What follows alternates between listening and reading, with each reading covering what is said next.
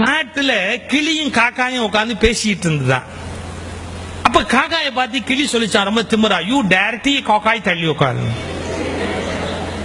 காக்கா கேட்டுதான், ஏன் இப்படி நான் இன்சல்ட் பண்றேன், நீ பிளாக் அண்ட் ஒயிட் நான் மல்டி கலர், ஏன் கலர்னா ஒசியானா. ஆமா, தமிழ்நாட்டில் இலவச டிவி கொடுத்த போது அவன் கலர் டிவி தான் கேட்டானே ஒழிய பிளாக் அண்ட் ஒயிட் டிவி அவன் வாங்கிட்டானா. அதனால கலருக்கு தான் மரியாதை ஜாஸ்தி, பிளாக் அண்ட் ஒயிட்னா மரியாதை இல்லை அப்படின்னு காக்காயை சொன்ன. காக்கா சொல்லுச்சு, என்னமோ தெரியலப்பா, என்ன கடவுள் படைக்கும் போது கரண்ட் கட்டா போச்சு என்னமோ, நான் கருப்பா போயிட்டேன், அது ஒரு பெரிய விஷயமா அப்படி பேசிக்கிட்டு இருக்குது காக்காயும் கிளியும். அப்ப வேட்டைக்கு வந்தான் பாருங்க, அவன் என்ன பண்ணிட்டான், நேரா வந்தவன் கபக்குன்னு கிளியை பிடிச்சிட்டான். வேட்டைக்கு வந்தவன் கிளி தான் பிடிப்பான், காக்காயை பிடிப்பேன். காக்கா பிடிக்கிறதா ஊர்லயே பிடிக்கலாமே, காட்டுல போய் என்ன பிடிக்க வேண்டியிருக்கேன். ஆக்சுவலா தமிழ்ல காக்கா பிடிக்கிறதுங்கிற வார்த்தை கேட்டிருக்கீங்களே, அது எப்படி வந்ததுன்னு தெரியுமா? காக்கை பிடித்தல், வேற ஒண்ணும் இல்ல.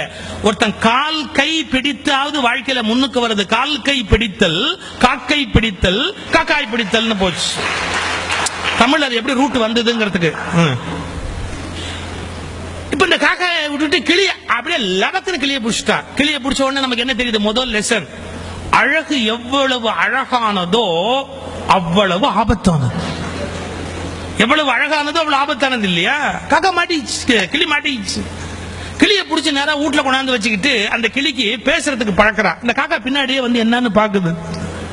இந்த கிளிக்கு என்ன சொல்லி கொடுக்குறான், குட் மார்னிங் சொல்லு அப்படி கத்து கொடுக்குறான். கிளிக்கு வரல.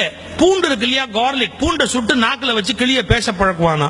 இந்த பூண்டை தூக்கி கிளி நாக்குல வச்சு கீச்சு மூச்சுன்னு கத்துது. அன்னைக்கு அமாவாசை காக்காய்க்கு வாசல்ல சோறு வச்சிருக்கேன்.